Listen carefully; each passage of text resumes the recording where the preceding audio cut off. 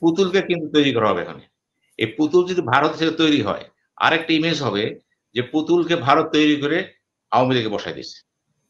আওয়ামী লীগ কিন্তু ভারতীয় সংস্কৃতি ভারতের সাথে তার সম্পর্ক কিন্তু অববাদ কিন্তু উঠাতে পারবেন না। এবার কিন্তু পাকাপোক্ত হয়ে গেছে যে ভারত হচ্ছে আওয়ামী লীগের একমাত্র আশ্রয়স্থল। তিনি যখন ভারত নির্ভরশীল হয়ে গেলেন আস্তে, আস্তে ভারত চিন্তা করলো তাকে যদি আরো নির্ভরশীল করতে পারি, তাহলে আমার ফায়দা। এবং তিনি কি করলেন? এমন কিছু করলেন নির্বাচনে ভোটই দরকার নেই। ৩ টাই হয়ে গেল। ভারত কিন্তু কারো মতামত দিল না। এমনকি আমেরিকার সাথেও কিন্তু সে বিতর্ক করল। দরকার নাই। এবং এই কাজে তাকে সাহায্য করল কে? কিছু আমলা, কিছু সামরিক অফিসার, কিছু গোয়েন্দা প্রধান। একটা চক্র। এখানেই কিন্তু কথা আছে। এই কাজ করতে হলে কিন্তু একটা বলতে একটা গোয়েন্দা সংস্থা ভারতের আছে। তারা অ্যাক্টিভ ছিল কিন্তু এখানে। এবং খালেদা জিয়া, শেখ হাসিনা। আল্টিমেটলি ডক্টর ইউনূসের সেই প্ল্যানে ছিলেন। 2 -2 থিওরি। হুম। অর্থাৎ শেখ হাসিনার বয়স হয়েছে, খালেদা জিয়া তো মোটামুটি বিদেশ যেতে পারলেন না স্বাস্থ্যগত কারণে। ধরে নেন তিনি রাজনীতি করতে পারবেন না। তারাই যে এখানে সব। তাহলে শেখ হাসিনাও ধরেন প্রকারান্তে ৮০ বছর হয়ে যাবে ১৮ মাস পরে। এবং তিনিও কিন্তু আগের মতো সেই তেজ তার থাকবে না কিন্তু। এবং একটা সময় হতে পারে তিনি নিজেই বলতে পারেন, আমি দল থেকে সরে গেলাম। আমি উপদেষ্টা হয়ে গেলাম। চেয়ারম্যান থাকলাম না। হতে পারে কিন্তু। হুম। এখন দেখেন দেখা যায় আল্লাহর একটা খেলা আছে কিন্তু এখানে। যেটা ২০০৮ সালে হয় নাই। সেটা হচ্ছে ২০২৪ সালে এসে। এখন এত সহজ হয়ে গেছে এই ২ নেত্রী কেউ এই দলে থাকতে পারবেন না এবং দলের ভিতরে যে পরিবারতন্ত্র এখন তারেক জিয়া কিন্তু ওই দীর্ঘ সময় প্রমাণ করছে, আমি শুধু পরিবারের না, আমি কিন্তু গড়ে উঠছে নেতা হিসেবে কিন্তু সে। এখন তার বক্তৃতা, ভাষণ সব কিন্তু মিশে গেছে কর্মীদের সাথে। এবং তিনি অনেকটাকে জাতীয়তাবাদী কিন্তু। এখন আগের চেয়ে অনেকটাই কিন্তু বলতে পারেন smart enough to tackle with the situation. এবং সেইভাবে তাকে উত্তরাধিকার বলা যাবে না কিন্তু। নিজের গুণ এসে গুণান্বিত হয়েছে কিন্তু। সমস্যা হয়েছে আওয়ামী লীগকে নিয়ে। আওয়ামী লীগ উত্তরাধিকার কি হবে? যদি মনে করেন পুতুলই হয়, সম্ভাবনা তো পুতুলের। এবং এটা নিয়েও কিন্তু হাসিনার আমলে কিন্তু অনেক কথা আছে এখানে। অনেক এভিডেন্স এর কাজ করছে কিন্তু এখানে। এখন যদি পুতুলে আসে, তা সমস্যা কি দাঁড়াবে? একটা অভিযোগ কিন্তু এখানে আছে আওয়ামী লীগের। সেটা হলো শেখ হাসিনা এই মুহূর্তে কোথায় আছেন? ভারতে। আগে কোথায় ছিলেন? ভারতে। বলা হচ্ছে ৭ বছর ভারতে ছিলেন। এবং ভারত কেন তাকে প্রশ্রয় দিল? কেন তাকে রাখলো? ভারত বিনা স্বার্থে কাজ করে না। আমেরিকাও কাজ করে না। সৌদি আরবও কাজ করে না। কোন দেশ বিনা স্বার্থে কাজ করে না। কোন ব্যবসায়ী বিনা স্বার্থে কাজ করে না। কোন দলও বিনা স্বার্থে কাজ করে না। এখন ভারত তাকে ৭ বছর রেখে দিচ্ছে কি এমনি? তার দুঃখের সাথে সমপর্ক ছিল এবং প্রণব মুখার্জির দায়িত্ব দেওয়া হয়েছিল শেখ হাসিনা টেক কেয়ার করার জন্য। যেই জন্য প্রণব মুখার্জির পুরো একটা প্রভাব ছিল আওয়ামী লীগের উপরে। এইবার দেখেন, এবারও শেখ হাসিনা ভারতে গেলেন। ভারত হুম। তার জন্য সমস্ত দল একমত হয়ে গেল। ঐতিহাসিক ব্যাপার-স্যাপার। পুরা পার্টি তাই একমত হয়ে বলল সে থাকবে। এবং তাকে হুম। প্রোটেকশন দিল। এখন যদি তার কোন মানে না এখন তো আসে পাসপোর্টের শেষ হয়ে গেছে কিন্তু এখনো তিনি আছেন। পাসপোর্ট গুরুত্ব আমার কাছে নেই। পাসপোর্ট বাদ দেন। পাসপোর্টটা কি আসবে? ভারত যদি মনে করে উনি সে কোন থাকবে ঠিক পরিচয়ে আছে। আছেন? উনি কি অতিথি হিসেবে রাষ্ট্রীয় অতিথি নাকি?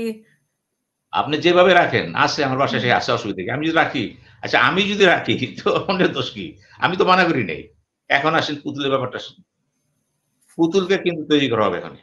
এই পুতুল যদি ভারত থেকে তৈরি হয়, আরেকটা ইমেজ হবে যে পুতুলকে ভারত তৈরি করে আওয়ামী লীগে বসায় দিছে। আওয়ামী লীগ কিন্তু ভারতীয় সংস্কৃতি ভারতের সাথে তার সম্পর্ক কিন্তু অববাদ কিন্তু উঠাতে পারবেন না। এবার কিন্তু পাকাপোক্ত হয়ে গেছে যে ভারত হচ্ছে আওয়ামী লীগের একমাত্র আশ্রয়স্থল। এবং সেখানে পুতুলও আছে এবং তাকে কেন বিশ্ব স্বাস্থ্য সংস্থার ওই এলাকায় জোনাল চিফ করে পাঠানো হলো? বলা হচ্ছিল এটার পেছনে একটা কারণ ছিল। কারণ ছিল।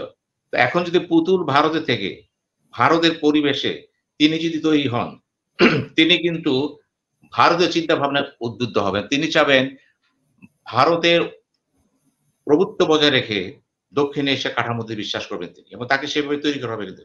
যে যত কথাই বলেন, ভারত বিনা স্বার্থে কাজ করবে না এখানে। এবং বিরাট পুঁজি, ভারতের একটা বিরাট পুঁজি হচ্ছে শেখ পরিবার।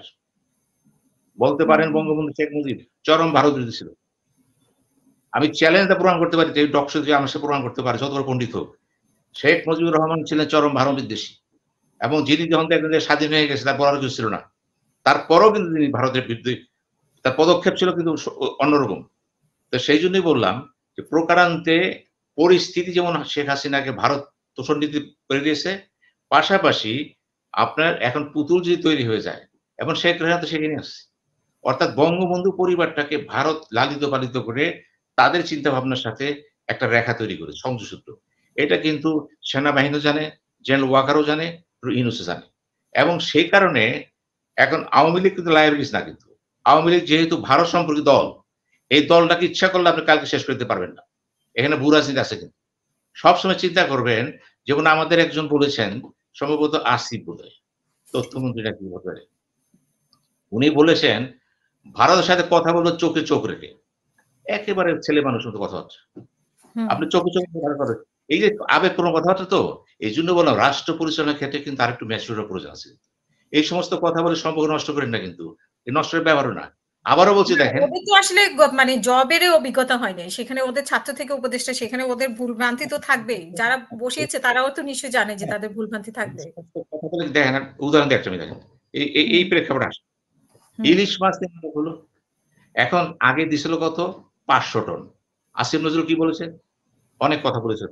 অর্থাৎ ভারত বিরোধী সেন্টিমেন্টটাকে ক্রিয়েট করে তাকে পুঁজি করে আসিফ নজরুল এখন উপদেষ্টা হয়েছে কিন্তু। খেয়াল হুম, করবেন কিন্তু। হুম, হুম, এখন আসিফ নজরুল কি আসলে ভারত বিদ্বেষী? গভীরে যেতে হবে কিন্তু আপনাকে। কথা কাজে মিল থাকতে হবে কিন্তু। এখন আসেন, আমাদের যে মৎস্যমন্ত্রী ছিলেন, কি বর্তমানে যিনি আছেন, তিনি বলেন এক কথা, আবার রেজওয়ানা পরিবেশ মন্ত্রী তিনি বলেন এক কথা, এবং আমাদের অর্থমন্ত্রী যখন বললেন, ইলিশ মাছ নিয়ে কোন তামাশা করেন না, ইমোশন করেন না কিন্তু। কারণ ইমোশনাল। আমি উৎপাদন করি ৫,৩০,০০০ টন। খেয়াল করবেন। আওয়ামী লীগের আমলে ১৯ সালে শুরু হলো। দিয়েছিল মাত্র ৫০০ টন, ১২০০ টন, ১৩০০ টন, ১৬০০ টন। এবার ৪ পানি। মাছ পায় নাই হুম, কিন্তু। এইবার দিয়েছে হুম, ৩,০০০ টন কেন? বিশেষ কারণ ছিল দুর্গাপূজা। এখন কোন ইলিশ? হুম, আপনাকে বুঝতে হবে। আমাদের মন্ত্রী সাহেব বলেছেন, বাণিজ্য মন্ত্রী, যে মেঘনা ঘাটের একদিনের তো একদিনেরও না এটা। সেটা কথা না কিন্তু। ইলিশ কিন্তু মূলত ৪ প্রকার। আবার আছে নদীর ইলিশ, সমুদ্র ইলিশ। আবার নদীর ইলিশের মধ্যে কিন্তু বেস্ট ইলিশ হচ্ছে পদ্মার ইলিশ। হুম, ভারত চাচ্ছে আপনার পদ্মার ইলিশ কিন্তু। এটা খেয়াল করতে হবে। পদ্মার ইলিশ কিন্তু সবচেয়ে ভালো। কারণ এটা রূপালি, এটা মজার, এবং এটা দেখতেও ভালো, ঘ্রাণও ভালো। এই ইলিশটার চাহিদা কিন্তু ক্যালকাটায় বেশি কেন? হিন্দু সমাজ পূজার সময় এটাকে চায়। এখানে যদি ৩,০০০ টন দেন, তাহলে দেখতে হবে পদ্মার ইলিশ উৎপাদন কত আছে আপনি এখানে। ওই জায়গায় হাত দেন। আমরা তো হাত দিচ্ছি উল্টাপাল্টা। পদ্মার ইলিশ উৎপাদন হচ্ছে কত? ওইখানে কতদূর যাচ্ছে? এবং আমাদের এখানে ব্যবসায়ীরা কিন্তু এই পদ্মার ইলিশটা কিন্তু প্রক্রিয়াজাত করে ফ্রিজে রেখে দিচ্ছে কিন্তু। এই হুম, এক্সপোর্ট করার জন্য।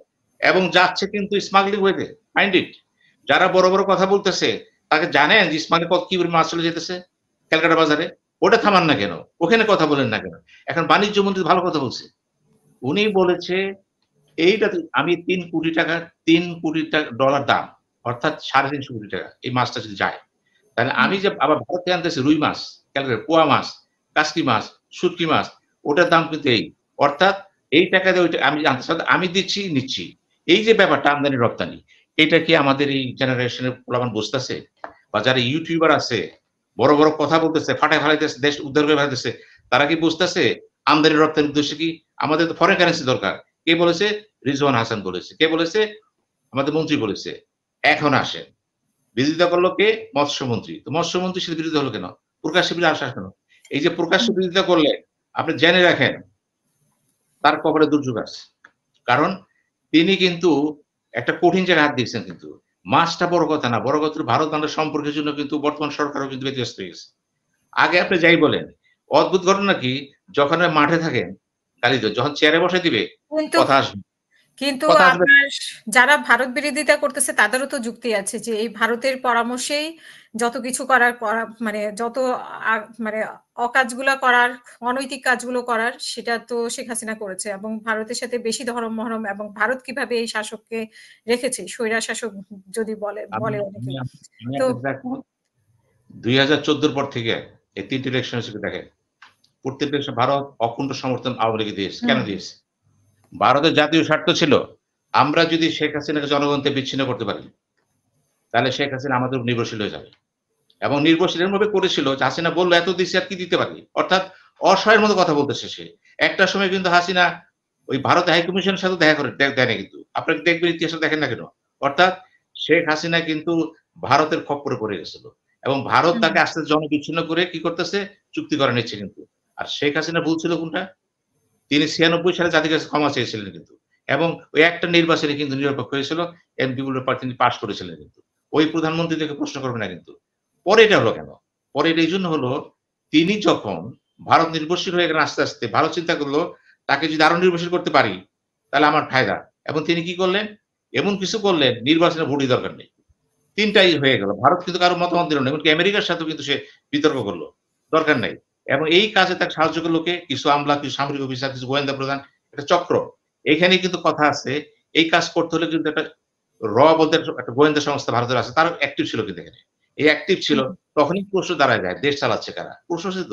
কাজেই ওই ভারতে বলছি, ভারত যেহেতু শেখ হাসিনাকে চেয়েছিল তাদের লোক হিসাবে এবং তাকে জনগণ থেকে বিচ্ছিন্ন করে দেন। আওয়ামী লীগের হাজার, হাজার কর্মী এই প্রক্রিয়ার সাথে নাই। নেতারা নাই। কে ছিল? শেখ হাসিনা এবং তার একটা কোটারি গোষ্ঠী। এটার সাথে আওয়ামী লীগ সম্পর্ক তারা জানতও না তারা। নমিনেশন কোথা থেকে হবে, কিভাবে দিবে, কে মন্ত্রী হবে, কে মিনিস্টার হবে, কে পদ পাবে সবকিছু নির্ধারিত হচ্ছে অন্য জায়গা থেকে। এখানে অসহায়ের মতো সব ঘুরতেছে কিন্তু। অর্থাৎ শেখ হাসিনা একটা কাজ জাতির সাথে খুবই অন্যায় কাজ করেছে। একটা দলকে সে বিধ্বস্ত করে দিয়েছে।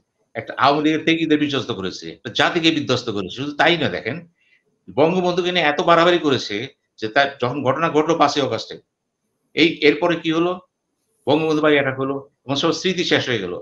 আমি বলব যে সাবেক প্রধানমন্ত্রী শেখ হাসিনা যে সমস্ত নেতিবাচক কাজ করেছেন এবং বঙ্গবন্ধুর উপরে যা কিছু ঘটেছে সব দায়-দায়িত্ব নিতে হবে শেখ হাসিনাকে। কারণ হুম, আপনি জনগণের পালস বুঝতে চান নাই। আপনার দলের লোক ছিল। আমরা জানি তো তাদেরকে আপনি গুরুত্ব দেন নাই। আপনি এমনভাবে কমিটি গঠন করলেন, পরপর ৩ বার সাধারণ সম্পাদক কারা করলেন? ওবায়দুল কাদের। কারণ তিনি আপনার কথা বলছেন। এবং তার চিকিৎসার জন্য আপনি ডক্টর শেঠিকে নিয়ে আসলেন বাংলাদেশে। যে সেটির কিন্তু প্রতি সেকেন্ডে দাম আছে। আসছে আপনি ফোন করেছেন। ভারত তাকে বলেছে। আমরা দেখেছি তো। এগুলি কেন করেছেন? এগুলো এইজন্যই করেছেন ওবায়দুল কাদেরকে বাঁচানোর জন্য না তো। আপনি চিন্তা করেছেন ওবায়দুল কাদের টিকিয়ে রাখতে হবে। একে টিকে কারণ ছিল দেখেন দলের ভিতরে গণতন্ত্র নাই, মহিলা গণতন্ত্র নাই, পার্লামেন্টে সব অর্থাৎ স্তাবক শ্রেণী সৃষ্টি করেছিলেন। আমি বলব আওয়ামী লীগ ও শেখ হাসিনা একটা দাঁড়িয়ে দেন, একটা বিভাজন করেন। এই হাসিনার সাথে আওয়ামী লীগের সম্পর্ক ছিল না। ছিল আওয়ামী লীগ ক্ষমতার সম্পর্ক ছিল। যে কারণে আওয়ামী লীগ সাফার করেছে।